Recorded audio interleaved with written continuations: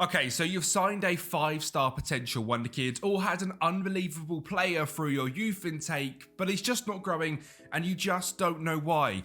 Well, today I'm going to share 8 hidden secret tips that really help player development, especially in Wonder Kids here on Football Manager 2024, to be able to turn your Wonder Kids into some of the best players on the game with 8 simple tips. So without further ado, let's get into it and bring you in on some of the hidden secrets here on Football Manager 2024. Now let's kick things off with one of the most understood areas of development in FM, the individual training screen. It's very simple to go to. Simply click on training, come down into individual, and you then have a list of all your players with their current training regime and their focuses as of now. Now the thing we are looking at most importantly today is the position, role, and duty. And most people, if you're like me, either leave this to your assistant manager or leave it completely blank and don't really do anything with it. And that's not something we should be doing, especially on the youngsters that need good progression. Now, what you don't know is this actually determines the attributes that the player is going to learn. Now, let me give you an example. Tyler Fletcher, we've got him here on the United Academy game, and he is currently sitting as a ball-winning midfielder on support. And you can see the specific roles this is going to train: marking, passing, tackling, work rate, aggression, all really good. But I would say one thing he's really missing is being a well-rounded midfielder. Now, of course, you've got him here learning as that ball winner. But what if we made a few changes and we made him learn the midfielder role in the centre to become an advanced playmaker? A role he's not particularly that good in right now, but will massively improve his dribbling, his composure, his decision-making, his flair, get him a bit more of a well-rounded midfielder rather than a sole ball winner, because you're never going to play a player who can just win the ball in the Premier League. You need a player that can win the ball, move it, dribble, pass it, all of them, and you're simply not going to get that by just leaving it on defensive midfielder and ball-winning midfielder. But the same thing goes where you can't just leave it on that advanced playmaker and never touch it again. If you want the best progression, I would rotate every 3 to 6 months with 2 or 3 different roles to really well round out your player. So for a winger, you want winger and inside forward. For someone like Tyler Fletcher here, as an all well-rounded midfielder, I would choose an advanced playmaker role and really the ball-winning midfielder role. The 2 perfect ones which are going to really well round out his game, and he will develop in all different stats throughout the whole season. If you're wanting his physicals to improve ever slightly, you could go on to box to box, make him more concentrated on his acceleration, his pace, his balance, his stamina, and his strength. And overall, this will give you a well-rounded midfielder or a well-rounded player in any position you do this with, which gives you a much more bigger chance of playing him in actual Premier League games or in any games. But remember, this sort of thing doesn't happen overnight. In 1 season time, Tyler Fletcher probably isn't going to be ready for first team football just by doing these individual strategies. There is a lot more to it than that, but for me, it is one of the biggest tips in really developing your youngsters into well-rounded top tier players. And if you've just learned one thing from that first tip, then make sure you're smashing that subscribe button, because over 70% of you are not subscribed right now. So do me a massive favor, click off full screen, drop down there, click the like button, click the subscribe button, and you help your boy Kempy get to 20k subs by FM26, which is an absolute dream of mine. So make sure you're doing it, like the video, subscribe to the channel, and let's get into the next 7 incredible tips that, trust me, are about to change the way you play FM. Now, tip 2 is where things really start to feel like management. This is where you can really change a player from being an inconsistent 16-year-old to a driven top-tier talent at 18. It is, of course, the mentoring groups. Now, this is something where us FM players think people are going to really train in player traits or get a little bit of experience from an older player. But for me, the most important thing, and something so hidden in Football Manager, is a player's mentals. If they are set as a balanced wonder kid, for example, a great example here, Radek Vitek is a balanced goalkeeper who looks really good on FM, but as a balanced mentality, the likelihood is he's probably not going to reach that top tier development without a little bit of help. Now, you're sticking with someone like Tom Heaton, and if this is done correctly, he will be a fairly professional goalkeeper. Now, there is a certain amount of media descriptions that are absolutely top tier. The ones we're really looking for are the likes of model citizen, professional, or driven. So if you've got a midfielder who's professional or driven and you put him with someone with balanced, that mentality is slowly going to shift over time. So how does this work? Well, you want to set yourself a brand new group where you'll be able to put 2 experienced older players in and 1 youngster where you're looking to develop their mentality. You come up to add player and sort this by personality. You can see all the players which give you this sort of top tier personality. Now, for one, Bruno Fernandes is a perfectionist, which is a really good one, but we're looking at today is probably something more like a driven player. So we'll go with Mason Mount, and we'll go with Bruno Fernandes in that sort of cam role, and then we'll look into our midfielders that have got not the right personality, a balanced personality. We're looking to take them to that next step, someone like Abir Ibrahimov, and we'll also chuck in Jack Fletcher. Add them 4 players. What we've got here is 2 highly influential top tier players that play regular Premier League football, and then with 2 youngsters which are looking to really develop their mental side of the game to become top tier players from them too. You can see here as well, we've got the hierarchy as a team leader, a highly influential player, and 2 other players. So they are going to listen to 2 of the biggest players in the squad. Mason Mount is a technical midfielder as a squad player with 18 determination and that driven personality, and Bruno Fernandes, 17 determination and a perfectionist. So hopefully Jack Fletcher and Amir, using that mentoring from the top 2 players, are going to turn into mentality monsters. And that is half of the battle with wonderkids on FM. Now, once again, these effects might take 3 to 6 months to really show, but once they do start to show, there is a few key tells. Number 1, the balanced mentality will slowly change to being professional, driven, perfectionist, whatever you are training. You'll see his determination slightly start to go up a bit, his composure start to go up. And they're just little things in the mental side of the game that really being trained by elite players is going to massively help. And that means with our first 2 steps, we're then building well-rounded players and then players which actually have the mentality to go on to be top tier players. Now for me, that's a pretty good start to making your wonderkids top tier. Now let's talk about something else which Football Manager sometimes doesn't do the best job at explaining. Potential is just potential, and to get them to reach that potential, they have to play football. You can have a 5-star potential wonderkid with all the right mentoring groups and training going on, but if they're not getting game time, they're simply not going to progress. Minutes is the most important thing on Football Manager, especially for youngsters that are under the age of 23. Now, for example, we've got Chido Obi here at Manchester United. Now, we've got 3 options for him this season. Number 1, he is our 3rd choice striker behind Xerxes and Rasmus Højlund. He sits on the bench and probably doesn't play any games. Number 2, you have the same thing, but you make him available to play in under 18s football, but potentially it's not quite doing his best in terms of playing against players with a similar ability to him. So number 3, you loan him out to a team where his ability suits. We can see here a current Sky Bet League 2 player, and have him playing lots of games at the age of 17 with players that are a similar level to him. Or actually, option number 4, you bring him on 10 to 15 times in a season, in the first season in particular, to have 20 to 30 minute cameos, and he plays in some cup games. That will also help his development. He is going to play quite a bit above his ability, especially as we look at him right now. So for me, that would be something I'd probably do at 18 years of age. My first order of business with Chido Obi this here would be send him out on loan, get him some serious game time, and that will massively improve his chances of becoming a top tier player. And remember as well, development starts with match sharpness. They need that to be able to play to their ability, but we'll come into that a little bit later. If you are serious about developing some top tier talent, give them game time, and that will help massively in improving their chances of becoming top tier players. Now, this is something that even the most experienced of FM players might not know, but coaches make a massive difference, especially in youngsters' development. And it's not just that they've got 18 attacking.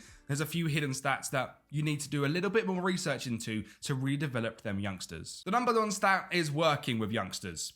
Quite an obvious one, but someone here like Steve Round, who has 15 working with youngsters, is fairly decent. He's got some decent training stats, but if you wanted to really improve that, go out there and get a 20 working with youngsters coach. All of them, if you can.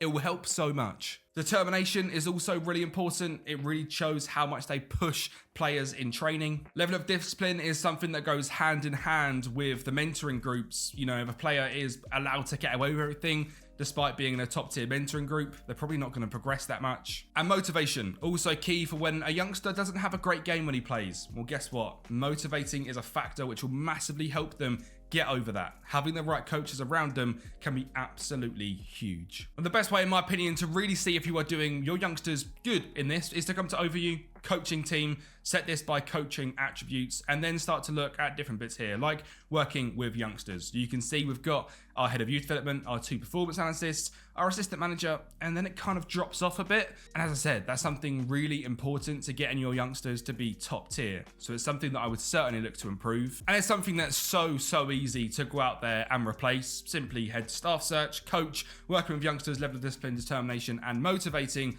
I've set them at 18, 14, 15, and 14 respectively. And right now I've got 7 people that I could get in to come in and be top tier coaches for really developing our youngsters. And remember, it's not just your main team staff you need to look at. There's also the under 21 staff and your under 18 staff. So don't just do your first team. That's only going to really do your top tier youngsters that are ready for first team football. Also look into the under 21s and under 18s to develop every single area of coaching to work with youngsters, be mentally disciplined, be motivating, and be determined.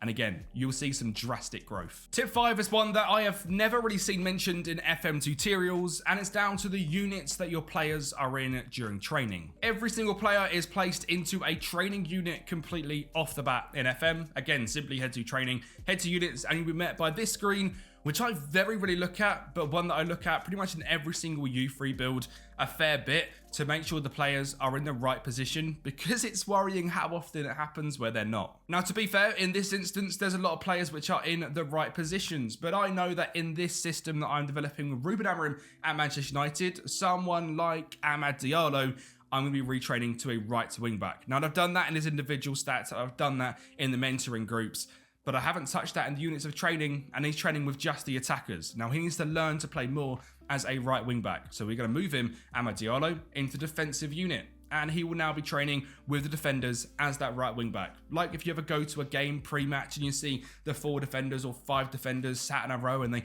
lob the ball up and they head the ball back to the coach. We want him over there rather than playing tiki-taka and scoring lots of goals, because he's developing as a right wing back, especially for the start where we need to train him from nothing effectively to being a top tier right wing back. It is so important to do that.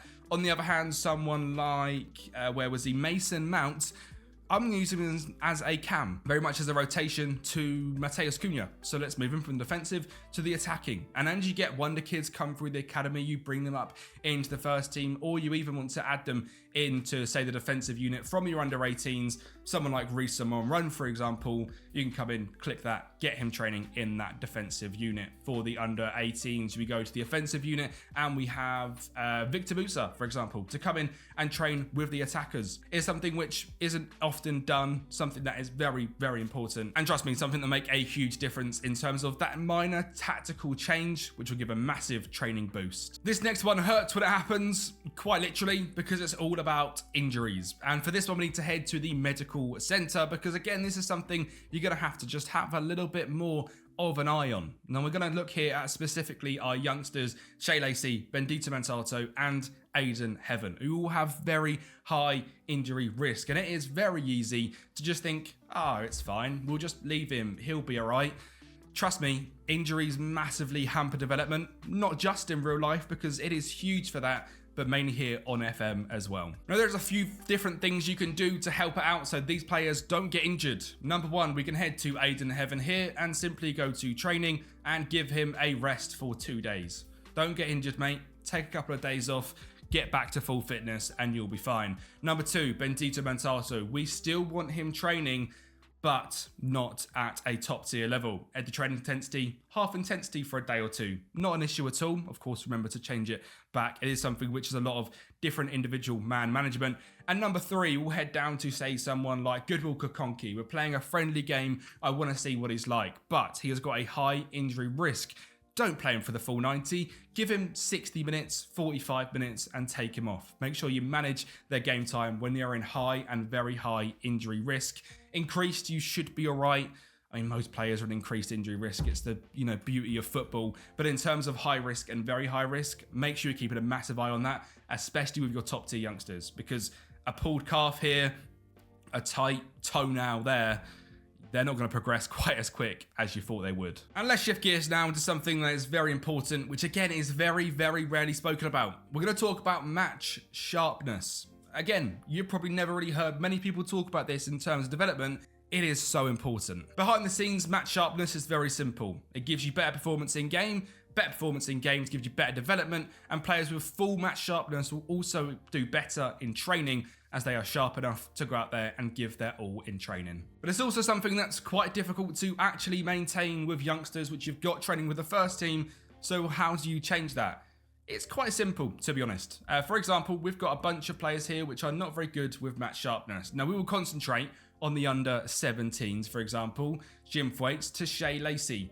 Head down to squad, available for under 21s matches until match fit. 90 minutes, bosh. He's going to go out there. If they're not going on loan, say you're in September, October, you've decided they're staying around the first team, but you've seen their sharpness is low, get them playing in the under 21s, or even for the under 18s, potentially of the under 18s, and then you head down here to like Dermot Mee, Anthony, for example, Amir Ibragimov, Mateus Cunha, Tom Heaton, Jack Fletcher, Altai Bayindir, Mason Mount, all players with fairly low match sharpness. You could do that with the under 21s just until match fit for 90 minutes. Just get them fit again. If they're coming back from injury, it's something which is so underutilized, especially with youngsters. Obviously not quite as possible with the likes of the 31-year-olds, but under 23s, it is something so important. Your next step, if you've got Mason Mount, Altai Bayindir, Tom Heaton, what you could do, simply head into here, arrange a friendly, midweek, again, so say we're sitting here on the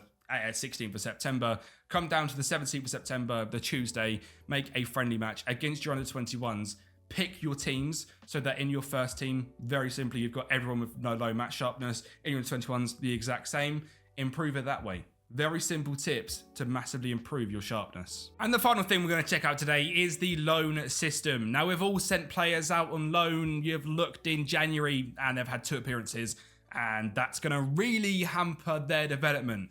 So if you're loaning players out, you need to do it correctly. Now, there's a few things that you must look out for in terms of loaning players. Number 1 is their proposed match time. You can see here we've sent Tyler Fletcher out on loan, at least offered to clubs, and he has got a fringe player set on all 3. These are deals which are not going to work. If I'm loaning Tyler Fletcher out from the Manchester United Development Centre to Forest Green, he best believe be playing matches, because otherwise, yeah, he's going to play 2 games and not develop at all. Someone here like Jim Thwaites, dropping down to a slightly lower level, the Vanarama National League North, or even the National at Solihull Moors, definitely the deal I'd be going for, because he's a regular starter. He is playing in the cam role as an attacking midfielder. He has also got can be recalled on, something so important, because if you get to January, he has just played 2 games. You'd much rather him back in your development centre rather than the Solihull Moors development centre.